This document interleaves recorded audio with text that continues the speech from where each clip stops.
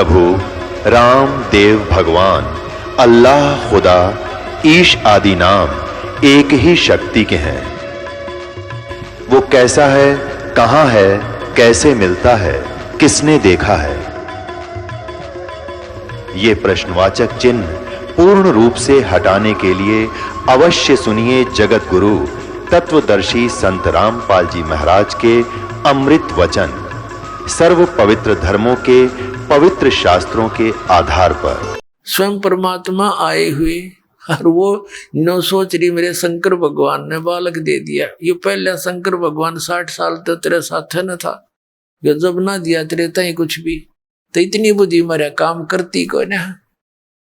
जगत का पेखना पेख्या, धनी का नाम न लेखा।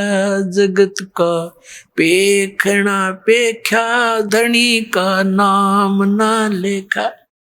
क्या हम एक दूसरे को नो कहें वो उसने नो कर दिया, उसने नो कर दिया, करने वाला जो मालिक है उसका कितना जिक्र भी नहीं। अब उधर से नीरू तो स्नान करने फिर लग गया और नीमा परमात्मा का उस बालक रूप में आनंद विभोर होगी, बहुत शुक्र, इतनी खुशी कोई ठिकाना नहीं। अब नीरू स्नान करके बाहर आ गया। अब उसने के विचार लाया कि पहले तो हम हिंदू से मुसलमान बना दिए, हिंदुओं से हमारा लिंक नहीं, मुसलमानों में अभी जगह इतनी बनी नहीं कि हमारा कोई साथी हो जाए, और हम इस बालक को घर लेकर जाएंगे तो लोग, जनता के लोग पूछेंगे तुम कहां से लाए हो। हम बताएंगे कि ये कमल के फूल पर मिला तो कोई नहीं माने। कमल के फूल पर बालक कैसे रुक सकता है? और क्या करेंगे, हमसे फिर मार मार कर पूछेंगे, उलिया बिगाड़ेंगे, बच्चा छीन लेंगे और हमें देश निकाला दे दिया जाएगा। सब विचार लगा करके अपनी पत्नी से कहा, नीमा से कि नीमा इस बच्चे को यही रखते, इसी में हमारी खैर है। सब बातों से परिचित बताया कराया कि हमारे साथ ऐसा ऐसा हो सकता है। अब नीमा ने कहा कि देखो जी, इस बालक के साथ मैं देश निकाला ले लूंगी, मैं सब दुख सहन कर लूंगी, पर इस बालक ने ना जाने मेरे ऊपर के जादू कर दिया। अब इसके बिना मैं जी नहीं सकती, मैं तो इसको घर लेकर चलूंगी। अब नीरू ने कहा कि नीमा, तूने मेरी शराफत का नाजायज फायदा उठाया है। मैं तेरे से तेरी प्रत्येक बात का मैं समर्थन करता रहा आज तक, क्योंकि हमारा कोई संतान नहीं थी और जो भी तू कहती थी मैं सब स्वीकार करता था, इसलिए कि कहीं इसकी आत्मा दुखी ना हो जाए। पहले बहुत दुखी है बच्चे के अभाव में, और जिस कारण से तू इतनी हट्ठी हो गई है कि आज मेरी एक भी बात नहीं मान रही है, और रख दे इस बालक को, नहीं तो मैं तेरे थप्पड़ मारूं। ऐसा कह के ऐसा हाथ किया ही था। परमात्मा बोले, पहली बार अपनी पत्नी की तरफ हाथ किया था उस पुण्यात्मा ने। उसी समय वो नवजात शिशु के रूप में नीमा की गोद में परमात्मा कबीर देव जी, कबीर साहब ने कहा कि नीरू अपने घर ले चलो, तुम्हें कोई आपत्ति नहीं आवेगी, मैं तुम्हारे लिए आया हूं।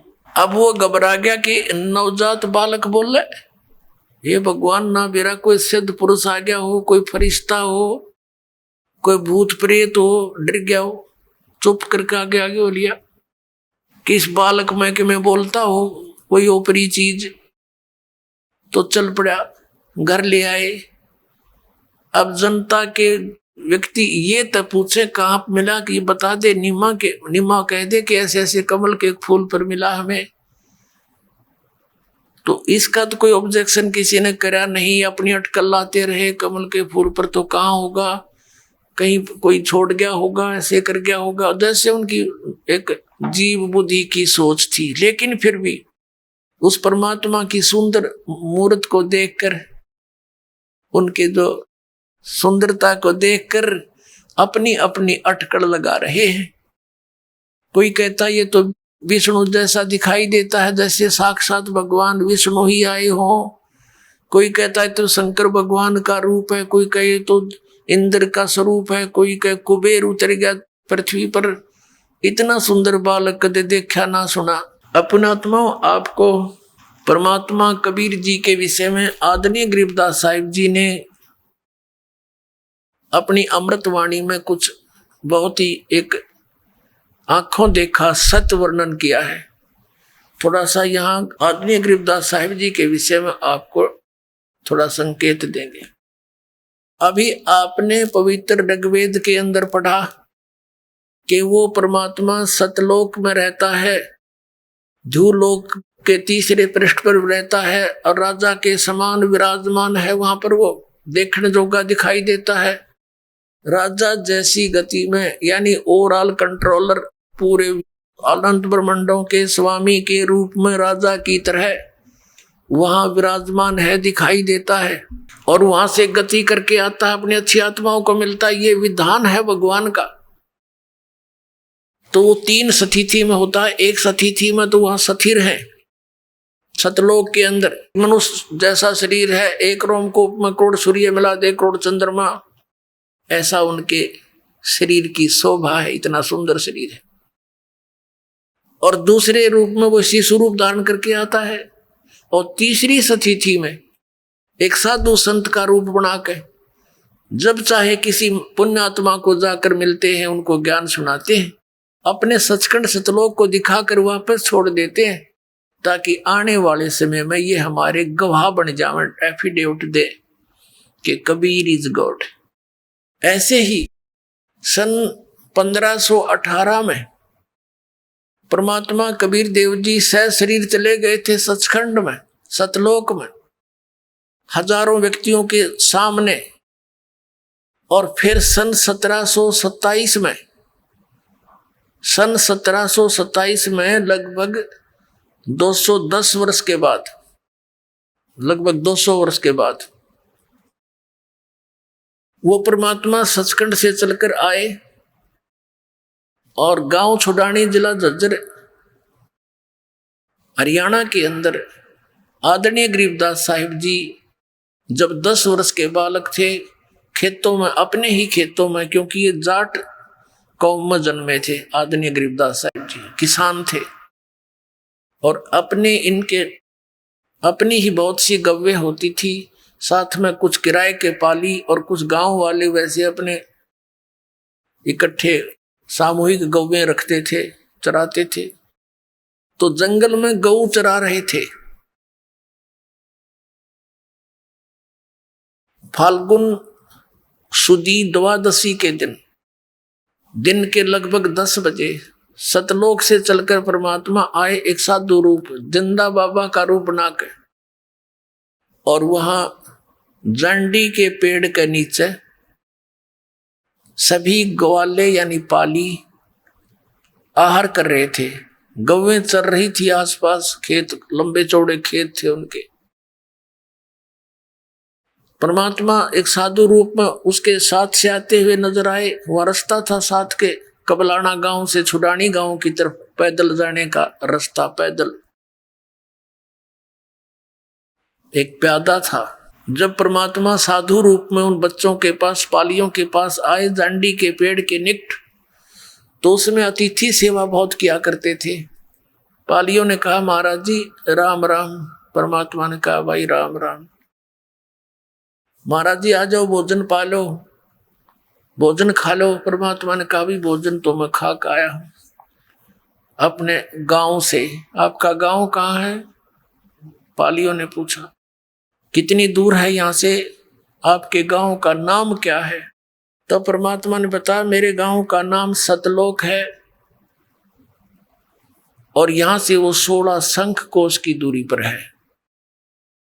बच्चा ने कहा, मेरा शंख क्यों है? उन पालियों ने, अनपढ़ थे, उन्होंने सोचा 16 कोस की दूरी पर होगा। कन्वेंस पहले से थे को नहीं, दूर के गांव को नहीं जानते थे आपस में, तो उन्होंने ऐसे सोचा होगा कोई सतलोक गांव। कहा कि महाराज जी भोजन नहीं खाते तो दूध तो पीना पड़ेगा, हम अतिथि को ऐसे जाने नहीं देते। परमात्मा ने कहा बे मैं कंवारी गाय का दूध पीता हूं और दूध पिलाना है तो पिला दो। बैठ गए तो वो पाली कहने लगे बाबा जी तेरा दूध पीने की नीत को नहीं, तेरी मजाक करते हो आप, कंवारी गाय कभी दूध देती है। परमात्मा ने कहा भाई देख लो दूध पिलाना है तो पी लूंगा, पर पिया करो कंवारी गाय का। अब गरीबदास जी 10 वर्ष के बालक थे, उठ कर गए, उनकी एक प्रिय बछिया थी कंवारी गाय, जाके संग बैल नहीं लागा यानी कंवारी।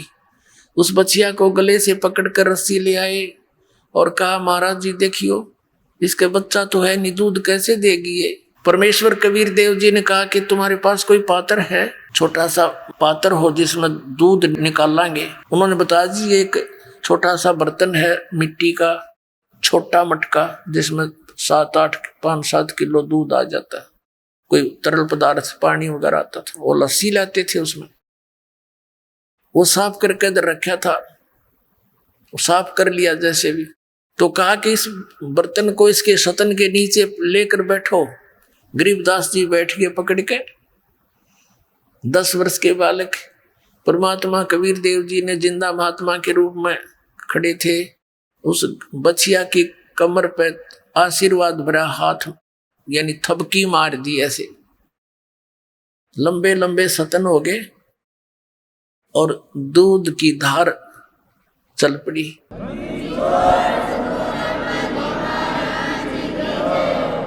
जब वो पात्र भर गया वह बंद हो गई। गरीबदास जी ने कहा हे महाराज आपने तो कमाल कर दिया, लो दूध पी लो। अब परमात्मा ने आधा दूध पी लिया, आधा छोड़ दिया और कहा ले भाई बच्चों ले लो ये प्रसाद, तुम भी बांट लो। वो बड़े बड़े जो पाली थे वो कहने लगे हम ना पीवा जादू जंत्र का, पाप का दूध कुंवारी गाय का काट दिया निकाल दिया, और तू ना जाने के जादूगर, और तेने झूठा कर दिया, पता नहीं तू किस जात का है, हम ना पीवा तेरा झूठा दूध। वो तो उठ कर चले गए, घबरा भी गए कि ये तो जादूगर सा दिखा है। वो तो दूर चले गए और रह गए अकेली प्यारी आत्मा उनकी गरीबदास साहिब जी। तब उनके परमात्मा और उस प्यारी आत्मा की काफी गोष्ठी हुई। तब गरीबदास जी ने कहा भगवान सचमुच ब्रह्मा विष्णु महेश इन देवताओं से ऊपर भी कोई भगवान है? कहा कोई ऐसा स्थान भी है जहां कभी जन्मते मरते नहीं, जैसा आपने बताया, कृपा मुझे एक बार वो दिखा दो। दाता ने तो दिखाना ही था, उसको गवाह बनाना था। उस आत्मा को लेकर के ऊपर गए, ब्रह्मा विष्णु महेश जी की राजधानियां दिखाई, ऊपर लोक दिखाए, उन लोगों में स्वर्ग दिखाया, स्वर्ग में रहने वाले व्यक्तियों से बात कराई, तू कितने दिन रहेगा स्वर्ग में? वो कहते हैं जी मेरा तो टाइम आ लिया, मेरी तो पूंजी खत्म हो ली। परमात्मा ने पूछा कहाँ जाओगे? अक पता नहीं कहाँ जाएंगे। उसका इस स्वर्ग के अंदर एक और समस्या है, 3 वर्ष पहले उनको पता लग जाता है तुम्हारी इतना समय स्वर्ग का रह गया, फिर कहाँ जाएंगे? नरक में भी जाना पड़ सकता है, गधे भी बनना पड़ सकता है। अब 3 वर्ष पहले तो उनका खाना पीना छूट लेता है उस स्वर्ग के अंदर। फिर दिखाया परमात्मा ने ऊपर ब्रह्मलोक में, ब्रह्मलोक दिखाया, वहां नकली वो बना रखे इस काल ने, नकली सतलोक, नकली अलखलोक, अगमलोक, अकलोक नकली बना रखे ब्रह्मलोक के अंदर। फिर धर्मराज के न्यायाधीश के लोक में गए। जब धर्मराज के पास परमात्मा पहुंचे और साथ में वो गरीबदास साहिब वाली आत्मा, तो जो ही धर्मराज के दरबार में परमेश्वर ने प्रवेश किया, न्यायाधीश के इस 21 ब्रह्मांड के न्यायाधीश के लोक में, तो न्यायाधीश खड़ा हो गया वो और अपना आसन छोड़ दिया और कहा आओ बैठो भगवान।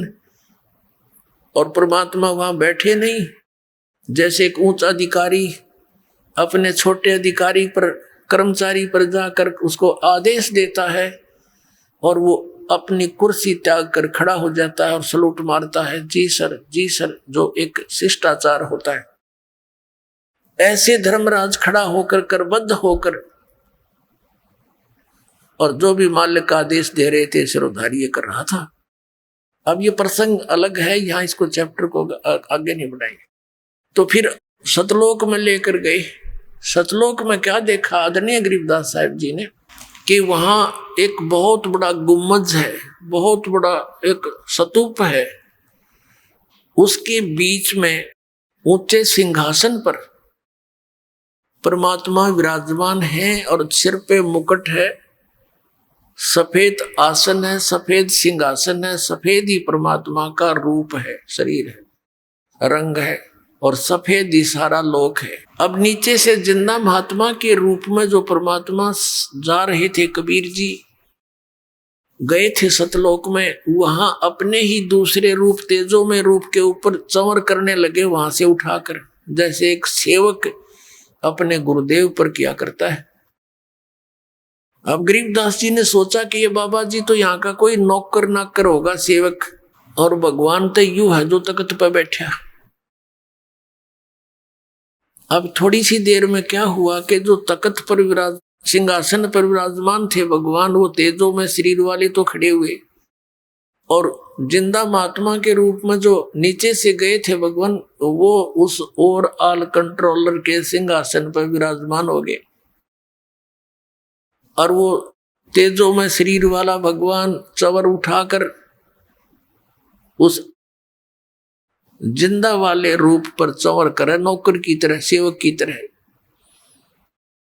अब गरीबदास जी ने सोचा भाई बाबा जी पे भगवान सेवा करे इसकी। इतने में क्या हुआ कि तेजो में शरीर जो था वो उस जिंदा वाले महात्मा के वाले शरीर में समा गया, एक हो गए दोनों। अकेले कबीर देव जी वो बाबा जी रूप में थे, जिंदा महात्मा के रूप में वो विराजमान है ओवरऑल कंट्रोलर के सिंहासन पर, यानी कुल के मालिक रूप में, और चंवर अपने आप हो रहा है, अपने आप ऐसे चल रहा है।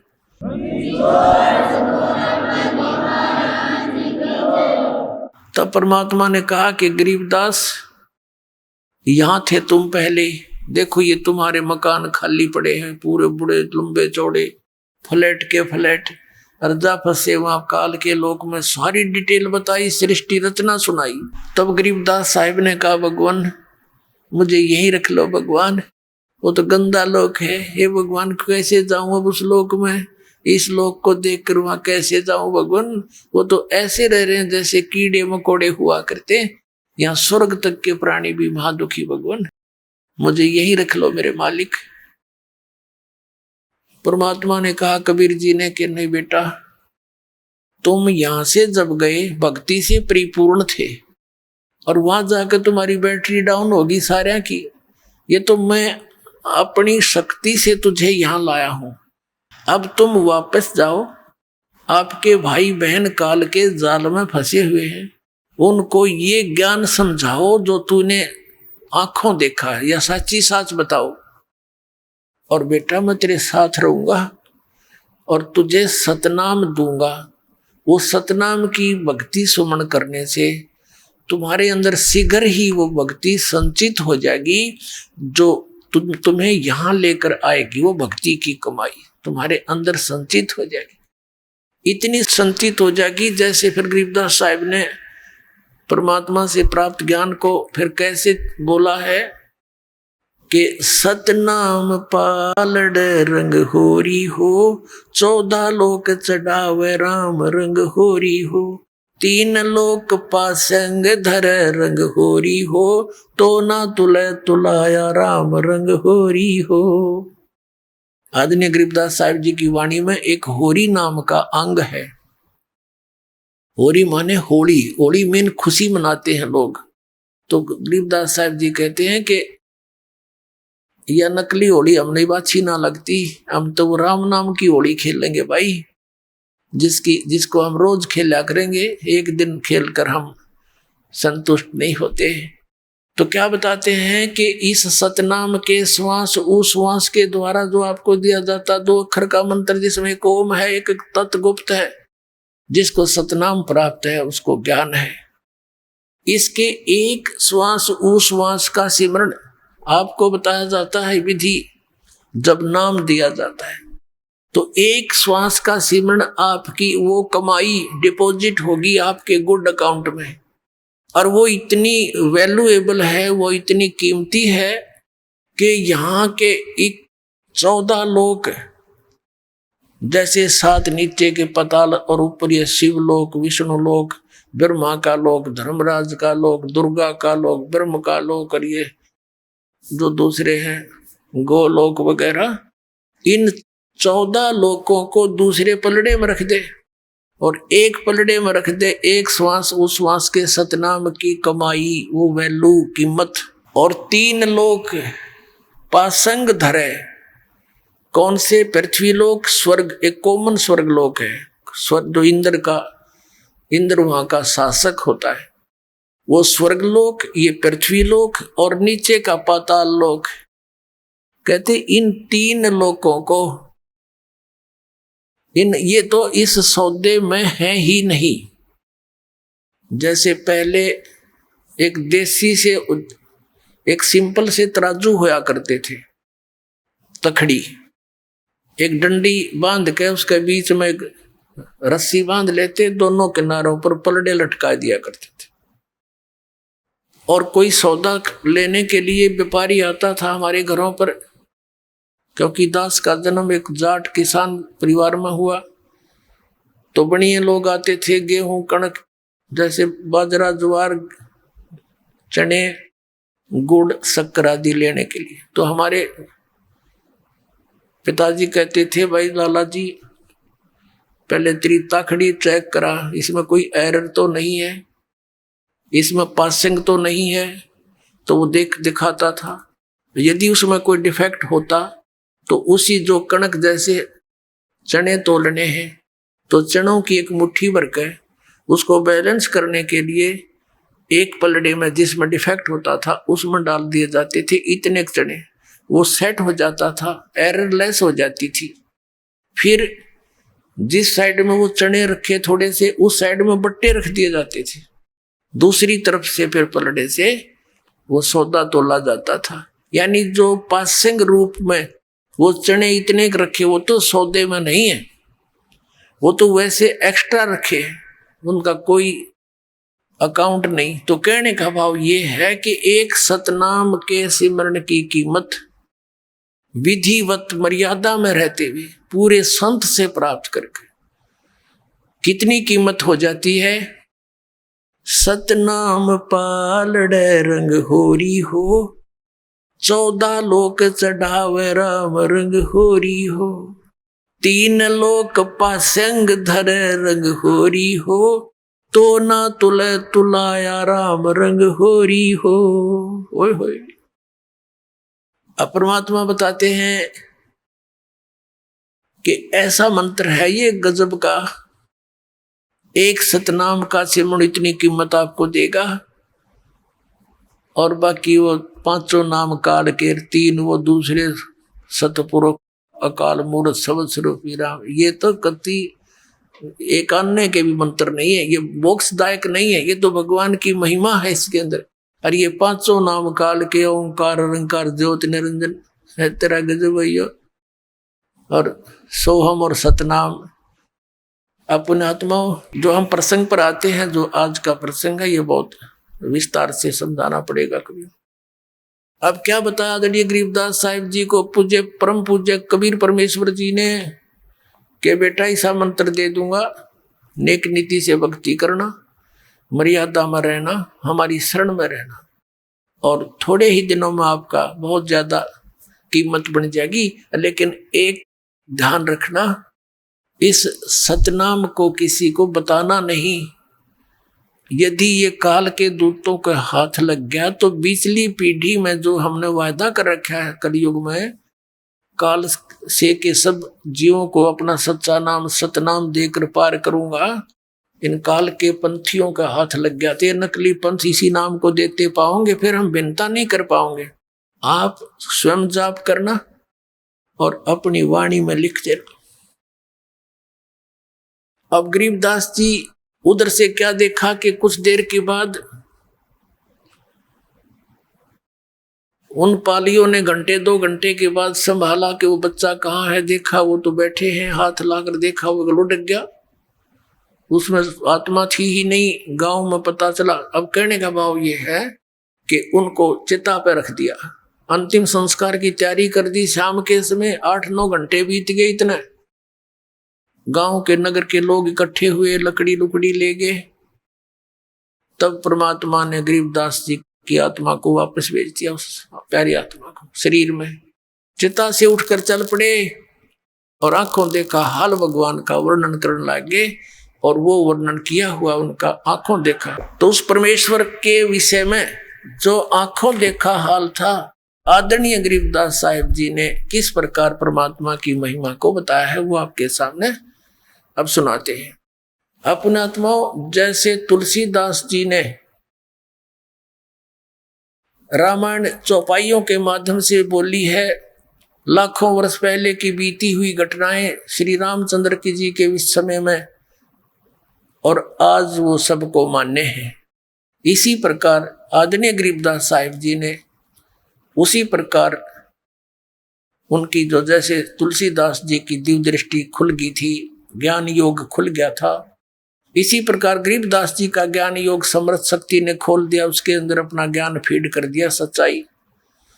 अपने आत्माओं, जैसे दूरदर्शी होती है दूरबीन, माइक्रोस्कोप बोलते हैं, तो उसकी रेंज होती है, कोई तो 1-2 किलोमीटर तक देख सकती है, और एक देख ले मन आकाश के बहुत लंबे दूर तक के इन ब्रह्मांडों को, तो उनकी रेंज में अंतर होता। तो गरीबदास जी की जो दिव्य दृष्टि थी वो श्री तुलसीदास जी से कहीं अधिक शक्तिशाली थी। अब जिस प्रकार तुलसीदास जी की कृत रामायण को हम सत्य मानते थे, ऐसे ही गरीबदास कृत परमात्मा की महिमा को हमने सत्य मानना। देखना, आप सुनाते हैं आपको। काशीपुरी कष्ट किया उतरे अदर अधारे, 84 बंधन कटे कीनी कल्प कबीरी, 52 चतुर्दश लोक सब है टूटे जम जंजीर, अनंत कोट ब्रह्मांड में बंदी छोड़ कहाए, सो तो एक कबीर है जो जननी जने नवाए। परमात्मा, सब कंसेप्ट क्लियर हो जाएंगे इस परमात्मा की वाणी तय। शब्द स्वरूपी साहेब धनी, शब्द सिंध सब माही, बाहर भीतर रम रहा जहां तहां सब ठाही, जल थल पृथ्वी गगन में बाहर भीतर एक, पूर्ण ब्रह्म कबीर हैं वो अवगत पुरुष अलेख, अनंत कोट ब्रह्मांड का एक रति नहीं भारे, सतगुरु पुरुष कबीर हैं ये कुल के सिरजनहारे, सेवक हो के उतरे इस पृथ्वी के माही, जीव उदाहरण जगत गुरु बार बार बलि जाही। अब आदरणीय गरीबदास साहिब जी परमात्मा से परिचित होकर के क्या बताते हैं कि वो सारी सृष्टि के रचनहार कुल मालिक हमारे पिता, सेवक होकर उतरे कबीर दास को आए कबीर दास, सेवक होकर उतरे इस पृथ्वी के माही, जीव उदाहरण जगत गुरु बार बार बलि जाही। जीव को धारण करने के लिए वो जगत गुरु यानी पूरे विश्व को ज्ञान देने वाले, सच्चा ज्ञान देने वाले वो जगत गुरु। और गरीबदास जी कहते हैं मैं बार बार बलिहारी जाऊं उस परम पिता पे, उसने कैसे दया करी हमारे ऊपर। काशीपुरी कष्ट किया उतरे अदर अधारे, मोमिन को मुजरा हुआ वहां जंगल में दीदारे। कहते काशीपुरी में परमात्मा का आगमन हुआ और उतरे अधर आधार, वो किसी माँ से जन्म नहीं लिया, ऊपर तो आए अधर अधरते यानी ऊपर से आए नीचे, और मोमन को वहां मिले उस मुसलमान दुल्हे को जंगल में सरोवर के ऊपर। अब वो उनकी कितनी शोभा वर्णन करते हैं। कोट किरण शशि भाने सुध आसन अदर विमाने परसत पूर्ण ब्रह्म को शीतल पिंड और प्राणे। अब नीमा ने गोदी में ले रखा था परमात्मा को, जिस भगवान के नाम लेने से आत्मा भर आती है कि वो इतने दुखी हो रहे हमारे लिए। हर हम हमारे बाप में भी को नहीं, हमारा पिता हमारे पीछे पीछे घूम रहा है, हमने काल की भांग पी रखी है। कबीर साहब कहते हैं, कबीर ये माया अटपटी सब घट आण अड़ी, और किस किस ने समझाऊं या कुएं भांग पड़ी। अब वो हमारे साथ लिए भटक रहे हैं, जिस परमात्मा के गुणगान सब ग्रंथ कर रहे हैं, और वो एक उस पुण्यात्मा की गोदी में। अब उसको कितना अनुभव आनंद का हो रहा होगा पुण्यात्मा, अब कोई जीव नहीं उसको वर्णन कर सकती। अब क्या बताते हैं गरीबदास साहब जी। कोट किरण शशि भाने सुध ये आसन अदर विमाने। परसत यानी छूते ही उस पूर्ण ब्रह्म को, और नीमा के शीतल पिंड और प्राण, एकदम शांति सी होगी। नीमा ने परमात्मा को कैसे प्यार किया। गोद लिया मुख चूम कर वो हेम रूप झलकनते, जगर मगर काया करे जैसे दमके पद्म अनंत। माँ ने यानी एक मातृ भाव से बालक को जैसे प्यार किया करते, मुंह चूम के और सीने से लगाया। इतना सुंदर शरीर परमात्मा का जैसे सफेद बर्फ होती है। हेम रूप झलकंत, हिम हिम माने बर्फ, सफेदी जो बर्फ की है वो सबसे अधिक मानी गई है। तो कहते हैं वो स्नो व्हाइट कलर था मालिक का, इतनी सुंदर सफेद शरीर था। अब क्या, जब घर पर लेकर आगे बालक को, तो परमात्मा को देखें और के बोले, आपस में एक दूसरे की डिस्कस करते हैं। काशी उमटी गुल भया ये मोमन का घर घेरे, कोई कहे ब्रह्मा विष्णु है, कोई कहे इंद्र कुबेरे। के सिंपल चाइल्ड नहीं है ये, एक साधारण सामान्य बालक नहीं है, इतना सुंदर ऐसा रूप इसका। तो कहते हैं काशी उमटी यानी उमड़ का आगे, पूरी काशी के नगर राजा तक भी आगे वहां देखने के लिए। काशी उमटी गुल भया, सारा शोर मच गया, और मोमन का घर घेरे, चारों तरफ तो घेर लिया घर उनको देखने के लिए। टोल के टोल गीत गाते औरतें, और कोई कहे ब्रह्मा विष्णु है, कोई कहे इंद्र कुबेर। जो भी देख कर जानो कह रहे ऐसा बालक तो देखा ही नहीं, जैसे खुद भगवान श्री कृष्ण आ रहे हो, भगवान शंकर आ रहे हो सकता है इंद्र और कुबेर मत आ रहे हो धन के देख। कोई कहे वरुण धर्म राय है, कोई कहते है ईश, 16 कला सुभान गति ही, कोई कहे जगदीश। भक्ति मुक्ति ले उतरे वे मेटन तीनों ताप, मोमन के डेरा लिया ये कहे कबीरा बाप। कहते वो परमात्मा सबका मालिक, और उस एक जुल्हे धानक को, एक मुसलमान जुल्हे धानक को, और परमात्मा पिताजी बोलते हैं, बाप कहते हैं। कोई कहे छल ईश्वर नहीं, कोई किन्नर कहलाए, कोई कहे गण ईश का जो जो मात रिसाए। अब जैसे जितने नाम धरे ना उस बालक के ऊपर है, कहते हैं उतना ही वह निम्मा उनने धमकावे। क्यों मेरे बच्चे का नजर लगाओगे तुम, कोई कुछ कह रहा है, कोई कुछ कह रहा है। खलक मुल्क देखण गया वहां राजा प्रजारीत, जम्बू दीप जिहाने में वो उतरे शब्द अतीत। दुनी कहे यू देव है, ये देव कहते हैं ईश, ईश कहे ये पार ब्रह्म है, पूर्ण विश्व बीश। अपनात्माओं, अब क्या बताते हैं जो दास आपको वेदों और इस सत्य कथा से पढ़कर आपको प्रमाणित करना चाहता है कि कौन भगवान है, कहाँ प्रमाण है? एक तो आंखों देखा प्रमाण, ये एफिडेविट गरीबदास जी दे रहे, और फिर आपको वेदों में दिखाएगा दास। और फिर कबीर परमात्मा जी की लीला जो 600 वर्ष पहले आदरणीय धर्मदास जी ने लिखी थी अपने कर कमलों से, वो दिखाएगा। तो हम अपने भगवान को समझ लेंगे, पालेंगे।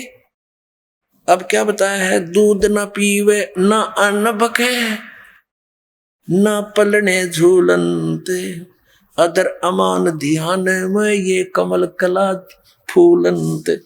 अब क्या बताते हैं कि 25 दिन के हो गए भगवान कबीर साहब, यानी एक लीला में शरीर में, और ना कुछ अन्न खावे ना कोई दूध पीवे, और स्वस्थ ऐसे जैसे रोज 1 किलो दूध पीता हो बालक, इतना स्वस्थ शरीर, और जैसे कमल की तरह कहते हैं नो, एकदम शरीर बढ़ता दिखे उनका। कमल का एक नेचर होता है, स्वभाव है। कमल का फूल किसी सरोवर में हो और उसमें जल भरना शुरू कर दिया जाए, तो जितना स्पीड से जल ऊपर होगा तो कमल का फूल, वो पौधा उतना ही साथ के साथ उसे ऊपर रहेगा, इतनी स्पीड से बढ़ जाएगा।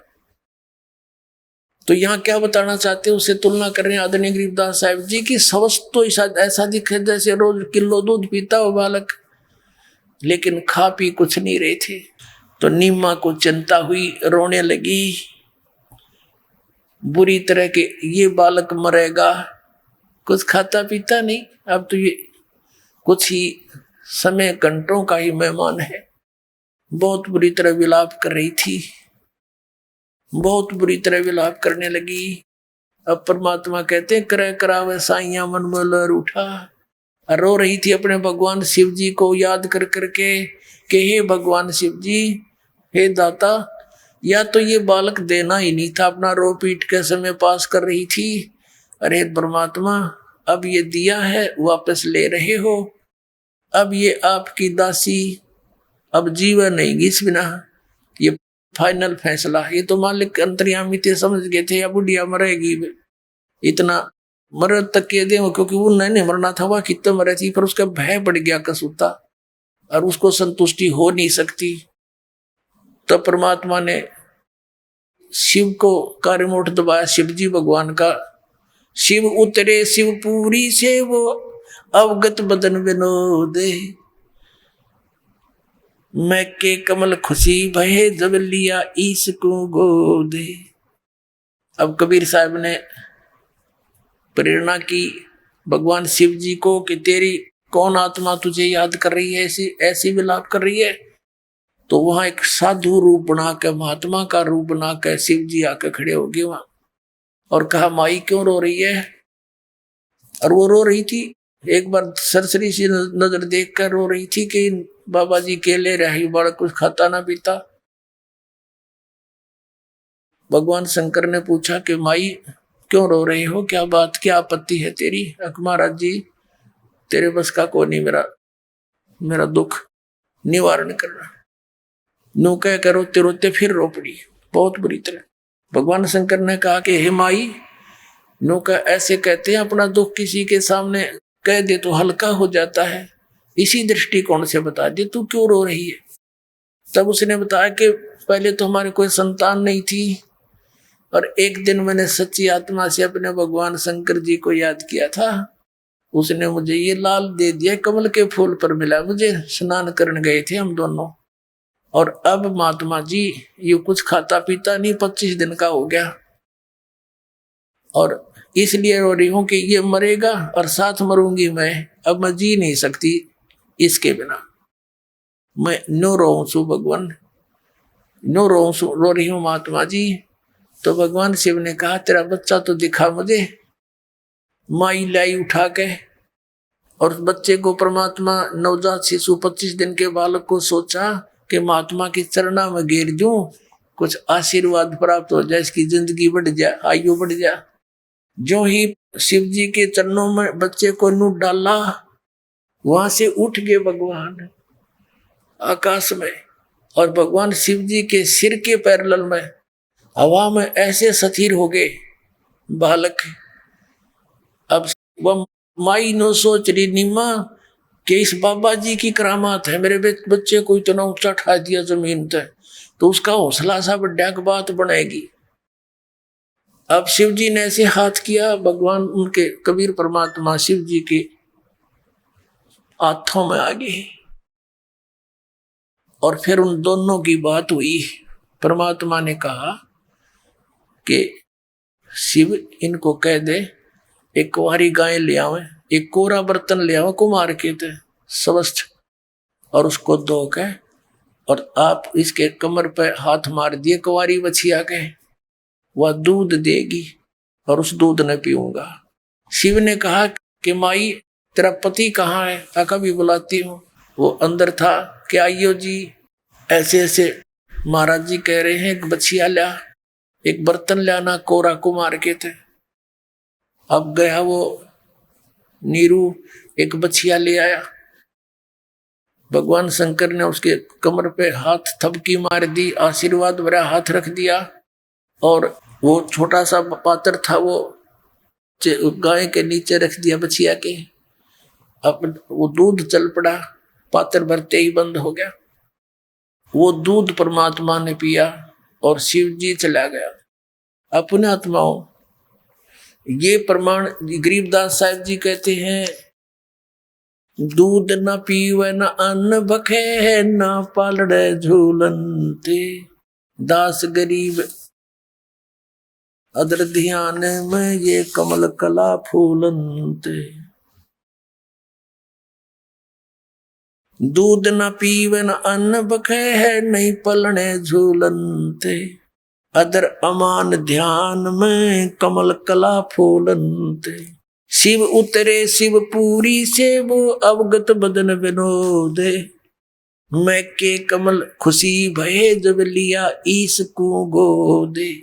परमात्मा को गोदी में ले लिया।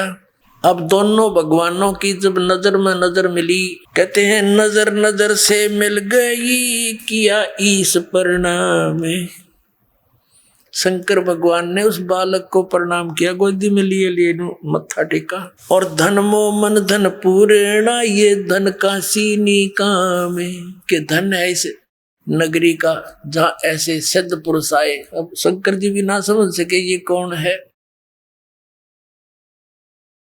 7 बार चर्चा करी, बोले बालक बहने, शिव को कर मस्तक धरा, हाला मोमन एक धेनु। एक धेनु लिया, धेनु यानी गाय। अन ब्यावर को दूहत है, दूध दिया तत्काल, पीवे बालक ब्रह्म गति, ता शिव भय दयाल। अपना आत्मा, ये तो आदरणीय गरीबदास साहिब जी की वाणी में स्पष्ट हुआ कि शिव जी वहां अपनी शिवलोक से आए थे शिवपुरी तक, और परमात्मा को के उनकी बातचीत हुई थी। और अपने आत्मा आदरणीय धर्मदास साहिब जी ने कबीर परमेश्वर जी की लीला 600 वर्ष पहले लिपिबद्ध की थी, और फिर काल के दूत कबीर पंथ में घुस गए, क्योंकि काल ने कहा था कि जब तुम जालोगे यहाँ पृथ्वी से, और तब आपका जो पंथ चलेगा 12 नकली पंथ चलाऊंगा कबीर नाम से, और वो झूठे नाम देंगे शास्त्र विरुद्ध, और कहेंगे हम कबीर पंथी, और आएंगे मेरे मुंह में, और कहते हैं 12 पंथ करूं मैं साजा, नाम तुम्हारा ले करूं आवाजा। ये 12 पंथ नाम जो ले ही, सो हमरे मुख आन समोई, और अनेक पंथ में चलाऊं, या विद जीवों को भरमाऊं। 12 तो कबीर पंथ के 12 पंथ, और अनेक पंथों में ये राधा स्वामी पंथ, जय गुरुदेव पंथ, धन धन सतगुरु पंथ, ठाकुर जी वाला पंथ, और ये सच्चा सौदा सिरसा जगमालवाड़ी यू गंगुआ वाला पंथ, एक जनोद भिवानी वाला ताराचंद वाला पंथ, एक आगरा वाला पंथ, ठाकुर वाला पंथ। ये सारे के सारे सतलोक और सचखंड की महिमा बताते न, कख नहीं पता उसके बारे में। तो ये काल के चलाए हुए पंथ हैं, और इनके मुखिया जो थे वो बहुत पुण्यकर्मी प्राणी थे, परमात्मा के बच्चे थे, और वो बिछुड़ गए भगवान से, फंस गए काल के। उन इसका दुरुपयोग करके करोड़ों जीवों को अपने जाल में फंसा दिया। तो पुण्यात्माओं, इन कबीर पंथियों ने कबीर सागर में बहुत कुछ काट छांट कर ली अपनी बुद्धि अनुसार और उसको छपवा दिया, फिर भी सच्चाई को छुपा नहीं सके। अब आपको दिखाते हैं, पहले तो उस कबीर सागर के अंदर दिखाते हैं अपनी सोच से कुछ काट छांट कर, क्योंकि क्या होता था कि भक्ति जहां नहीं होती, भगवान का संग नहीं होता, सत्य भक्ति नहीं होती, तो उसमें क्या होता है कि जो कथाएं परमात्मा के विषय में सुनाई जाती हैं तो आम व्यक्ति विरोध करता है, और जो वैसे लोक वेद सुनाने वाला व्यक्ति केवल कथावाचक है वो प्रमाणित कर नहीं सकता। तो जिस कारण से उन्होंने कबीर सागर में कुछ अंश को धीरे धीरे हटाना शुरू कर दिया कि जिससे एक सिंपल सा बन जाए, आम आदमी स्वीकार कर ले। यह उनकी भूल थी। तो उसकी पूर्ति करने के लिए मालिक को पता था कि ऐसा ये काल करवाएगा, तो आदरणीय गरीबदास साहिब जी के माध्यम से अपनी सच्ची महिमा फिर दोबारा से अमृतवाणी उनके द्वारा वर्णित करवा दी। उसकी पूर्ति गरीबदास साहिब जी की वाणी से होती है।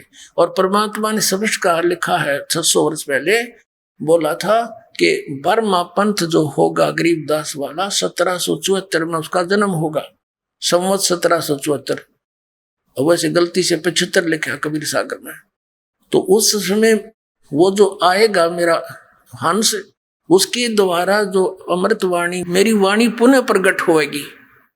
लेकिन उस गरीबदास के पंथी उसको समझ नहीं सकेंगे।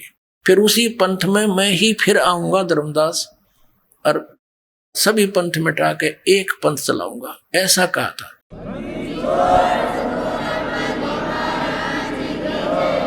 परमात्मा स्वयं नहीं आए, दास को भेज दिया। पुण्यात्माओं, हो सकता दास की अर्जी सुन ली हो मालिक ने कि दाता आपको बहुत परेशान करते हैं आपके बच्चे, उस काल से प्रेरित होकर के इस दास को हो सकता स्वीकार करके इसलिए भेज दिया। तो अब आपको दिखाते हैं कबीर सागर के अंदर, और फिर दिखाएंगे वेदों में, और परमात्मा की वो वाणी फिर सिद्ध हो जाएगी। वेद मेरा भेद है, मैं ना मिलूं वेदन के माही, अर्जुन वेद से मैं मिलूं वो वेद जानते नहीं। देखिएगा कबीर सागर, ये कबीर सागर संपूर्ण 11 भाग, इसके कौन प्रकाशक है ये देखिएगा, श्री खेमरा श्री कृष्ण दास प्रकाशन बंबई। यहां देखिएगा,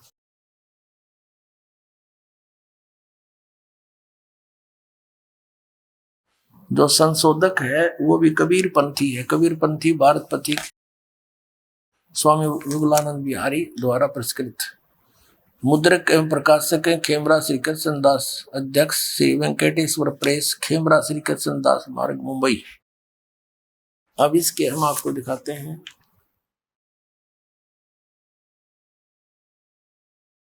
ये है ज्ञान सागर, इसके 74 पृष्ठ पर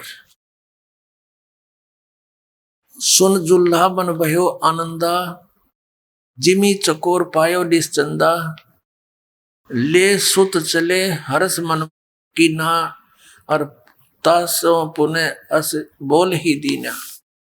सुत काशी को ले चले, यानी पुत्र को प्राप्त करके चल पड़े। लोग देखण ते आव, अन्न पानी बख्शे नहीं, जुल्हा शोक जनाव। तब जुल्हा मन कीन दीवाना। इन कबीर पंथियों ने कहाँ इसको सेट किया है कि ये जो नीरू था जुलाहा, रामानंद जी के पास गया कि हे महाराज मैंने एक पुत्र मिला है और कुछ खाता पीता नहीं, कुछ युक्ति बताओ।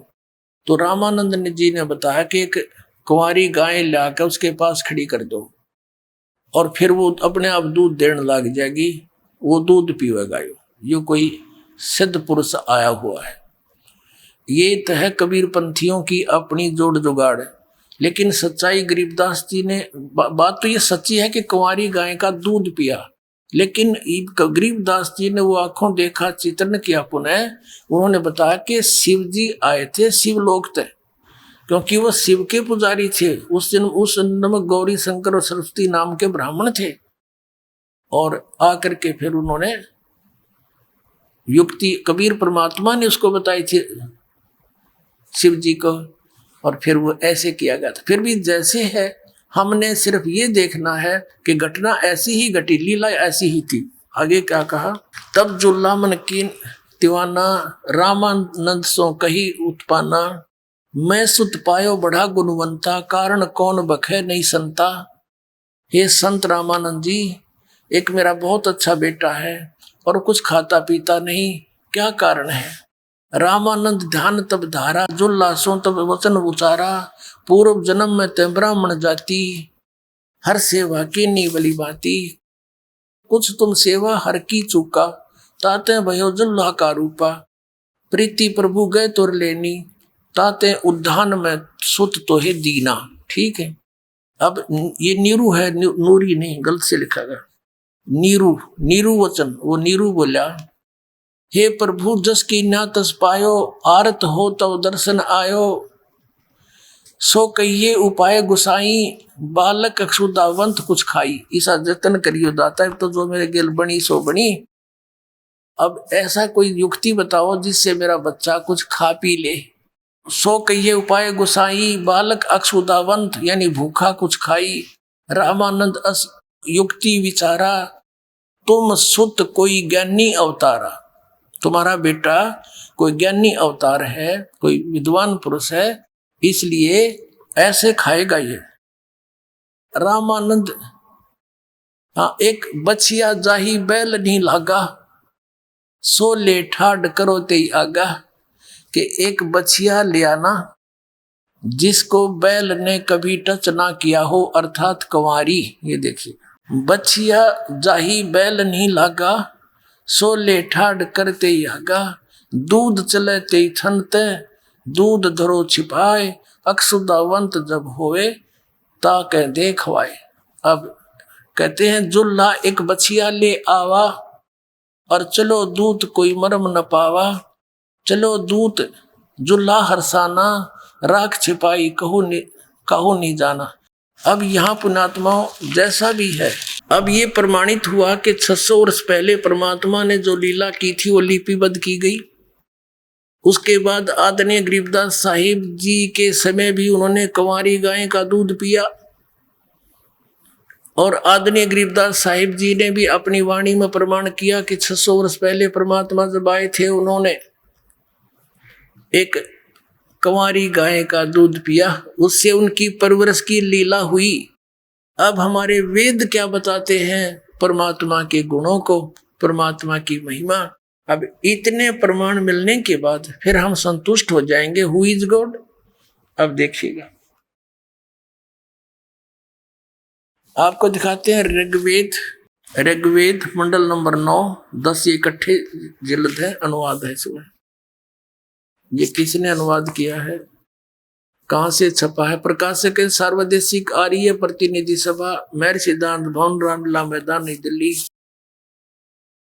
आइए अब हम उन श्रद्धालुओं के अनुभव जानते हैं जो जगत गुरु तत्वदर्शी संत रामपाल जी महाराज जी से दीक्षा प्राप्त कर चुके हैं तथा उनके द्वारा बताए गए भक्ति मार्ग पर चल रहे हैं। नमस्कार सर। नमस्कार सर, क्या नाम है आपका?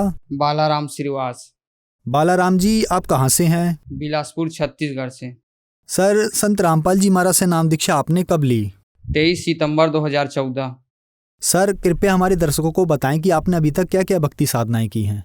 संसारिक जो घर में पूजा पाठ करते थे माता पिता, उसी का पूजा पाठ करता था मैं। बाकी ऐसे तो कुछ नहीं करता था। नशा पानी बहुत करता था मैं।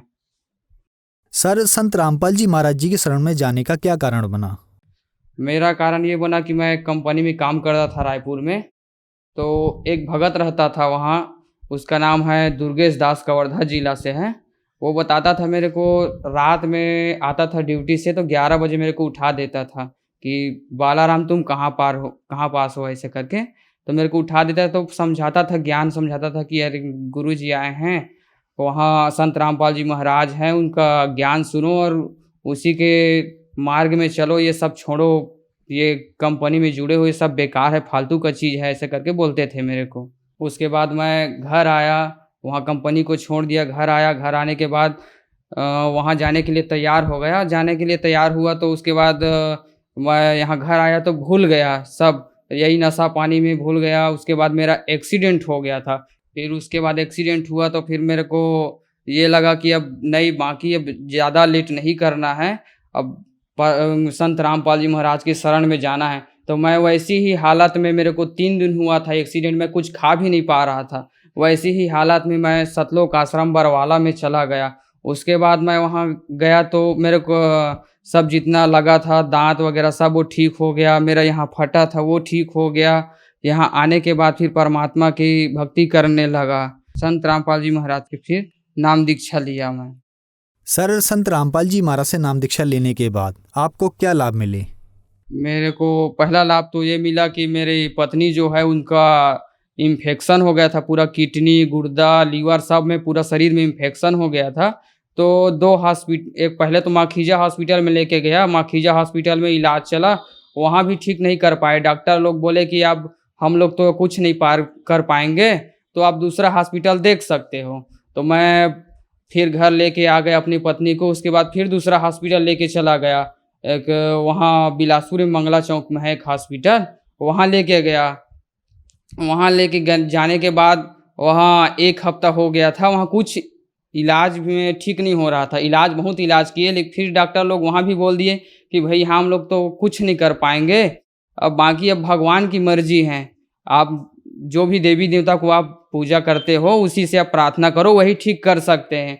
तो उस समय तो मैं नाम दीक्षा ले चुका था संत रामपाल जी महाराज से। तो फिर संत रामपाल जी महाराज के बाद मैं प्रार्थना लगाया। प्रार्थना लगाने के बाद मेरी भगत पत्नी को फिर धीरे धीरे फिर आराम होने लगा। तो डॉक्टर लोग बोले कि अब बाकी तो आपकी भगवान ही ठीक कर रहे हैं, हम लोग तो कुछ दवाई वगैरह नहीं चला रहे हैं, सब वही ठीक कर रहे हैं, ऐसे करके बोले। 1 हफ्ता बाद फिर घर लेके आ गया। संत रामपाल जी महाराज की भक्ति करने से ठीक हो गया सब। और उसके बाद ये मेरे को अभी ब्लैक फंगस हो गया था, ये दूसरा लाभ है। ब्लैक फंगस हो गया था, मेरे आँख नहीं दिख रहा था। 2-3 रोज तो ऐसा हो गया था कि एकदम मैं तो अब नहीं जी पाऊँगा, ऐसा हो गया था। फिर एकदम बढ़ने लगा एकदम से। फिर 1 हफ्ता ऐसी बीत गया पूरा, तो मेरा आँख एकदम से बंद हो गया था, पूरा कुछ दिखाई नहीं दे रहा था सामने में, आँख एकदम खराब हो गया था। डॉक्टर लोग को दिखाता था, डॉक्टर लोग भी दवाई देते थे, उसमें भी आराम नहीं होता था। फिर संत रामपाल जी महाराज के बाद प्रार्थना लगाया। प्रार्थना लगाने के बाद सब 15 दिन में सब पूरा ठीक हो गया। नशा भी बहुत करता था मैं, बहुत नशा करता था, सरपंच वगैरह के साथ में रहता था, रात भर नहीं आता था, 12 बजे 2 बजे रात तक शराब पीता था उन लोग के साथ में। वो भी मेरा नशा सब छूट गया। सिगरेट पीता था, शराब पीता था, मांस भी बहुत खाता था, मांस उन लोग के साथ में, शराब भी बहुत पीता था। ये सब मेरे संत रामपाल जी महाराज की शरण में आने से सब ठीक हो गया। सर, आपने हमारे टीवी चैनल्स पर अपने अनुभव बताए, अपने लाभ बताए जो आपको संत रामपाल जी महाराज से नाम दीक्षा लेने के बाद मिले। तो जो दर्शक आज आपको टीवी पर देख रहे हैं और वो भी इन सब परेशानियों से ग्रस्त हैं, तो वो संत रामपाल जी महाराज से नाम दीक्षा कैसे ले सकती हैं? संत रामपाल जी महाराज से नाम दीक्षा लेने के लिए तो ऐसे तो बहुत सारे चैनल में आ रहे हैं। उसके नीचे एक पट्टी चलती है, उसमें जो नंबर आता है उसमें आप फ़ोन कर सकते हैं। उसके द्वारा आप जहां भी नज़दीकी नामदान केंद्र है वहां से आप नाम दीक्षा ले सकते हैं संत रामपाल जी महाराज से। धन्यवाद जी, नमस्कार।